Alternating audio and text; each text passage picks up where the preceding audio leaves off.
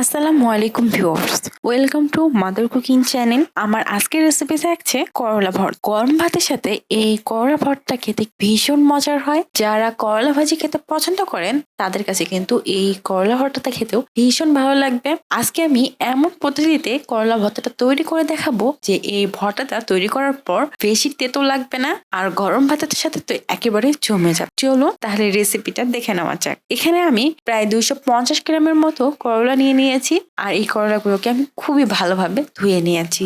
এখন আমি এই করলাগুলোর দুই সাইড এভাবে কেটে ফেলে দিচ্ছি এবং এর ভিতরের বিচিগুলোকে ফেলে দিয়েছি। তারপর এগুলোকে কুচি কুচি করে কেটে নিচ্ছি।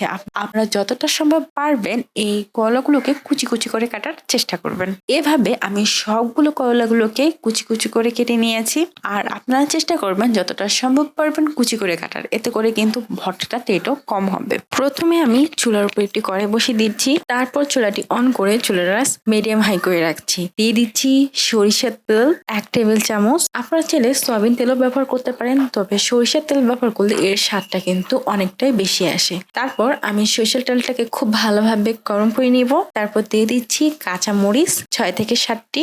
কাঁচা মরিচ দেওয়ার পর এই কাঁচা মরিচগুলোকে আমি ফ্রাই করে নিব, আর এই সময় কিন্তু চুলার আঁচটা অবশ্যই একটু বেশি রাখবেন। দেখুন দেওয়ার কিছুক্ষণের মধ্যে কিন্তু কাঁচা মরিচের গায়ে এরকম দাগ পড়তে শুরু করেছে, আর এই কাঁচা মরিচ থেকে স্মেল বের হতে শুরু করে দিয়েছে।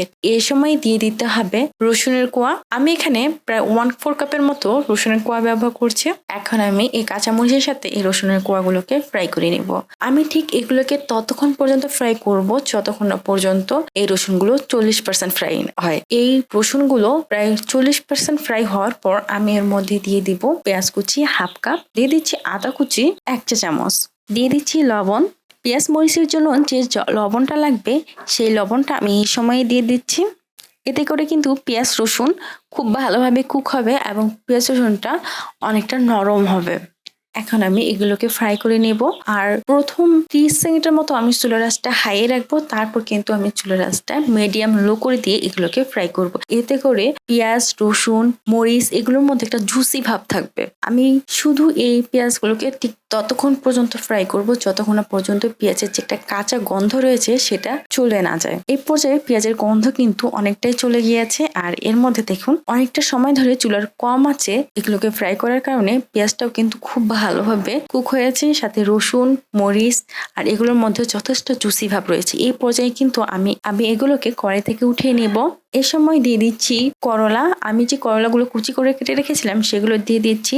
তারপর দিয়ে দিচ্ছি লবণ পরিমাণ মতো। এখন আমি এগুলোকে খুব ভালোভাবে নাড়িয়ে দিব, আর এই সময় চুলার আঁচটা আমি মিডিয়াম হাই করে রাখছি। করলার যে পানিটা আছে সেটা একটু শুকিয়ে নেওয়া পর্যন্ত চুলার আঁচটা কিন্তু মিডিয়াম হাই করেই রাখতে হবে। যখন করলার মধ্য থেকে যে পানিটা বের হয়েছে একেবারে শুকিয়ে যাবে তখন কিন্তু আমি চুলার আঁচটা একেবারে লো করে প্রায় 10 থেকে 15 মিনিটের মতো সময় করলাটাকে চুলার ওপর বসিয়ে রাখবো। এতে করে কিন্তু করলাটা খুবই ভালোভাবে ফ্রাই হবে, আর করলাটা খেতে তেতো কম লাগবে। এই সময় কিন্তু কড়াইয়ের ঢাকনা লাগিয়ে আমি চুলার আঁচটা একেবারে মিডিয়াম লো করে প্রায় 15 মিনিটের মতো সময় চুলার উপর বসিয়ে রেখেছি। ফিরে এলাম প্রায় 15 মিনিট পর। এ সময় দেখুন কড়াইটা রয়েছে সেই কড়াইয়ের ঢাকনের উপর এভাবে পানি জমেছে। এখন আমি ঢাকনাটা খুলে দেখাচ্ছি, আর কড়াইটা কিন্তু খুব ভালোভাবে ফ্রাই হয়েছে এবং কড়াইটা কিন্তু অনেকটা জুসিনেস হয়েছে। এই সময় কিন্তু আমি চুলাটা অফ করে দিব এবং করলাগুলোকে ঠান্ডা করে নেব।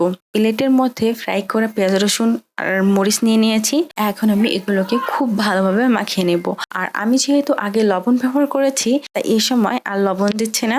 এগুলোকে খুব ভালোভাবে মাখানো হয়ে গেলে আমি এর মধ্যে দিয়ে দিচ্ছি ধনিয়া পাতা কুচি। তারপর আবারও এই সব উপকরণ সমূহকে খুব ভালোভাবে মাখিয়ে নিচ্ছি। ভালোভাবে মাখানো হয়ে গেলে আমি করলাগুলোকে নিয়ে নিয়েছি। তারপর আবারও এই করলার সাথে এই পেঁয়াজ মরিচগুলোকে খুব ভালোভাবে মাখিয়ে নিয়েছি। আমি বেশ কিছুক্ষণ সময় ধরে এগুলোকে খুব ভালোভাবে মাখিয়ে নিয়েছি, আর এই সময় কিন্তু আমার ভর্তাটা একেবারে রেডি হয়ে গেছে। আর এই ভর্তাটা দিয়ে গরম গরম ভাত খেতে কিন্তু ভীষণ মজার। প্রিয় দর্শক, এই ছিল আমাদের আজকের রেসিপি। মাদার কুকিং চ্যানেলের আরো এক্সাইটিং রেসিপি নিয়ে আপনাদের সামনে আবার উপস্থিত হব। ভিউয়ার্স, আপনাদের সকলকে অনেক অনেক ধন্যবাদ জানাচ্ছি পুরোটা সময় আমাদের সাথে থাকার জন্য। আমি উইশ করব আপনারা সবাই ভালো থাকবেন, সুস্থ থাকবেন এবং মাদার কুকিং চ্যানেলের সাথে থাকবেন। এই চ্যানেলে নতুন হয়ে থাকলে চ্যানেলটি সাবস্ক্রাইব করুন এবং ভালো লাগলে লাইক কমেন্ট ও শেয়ার করুন। ধন্যবাদ।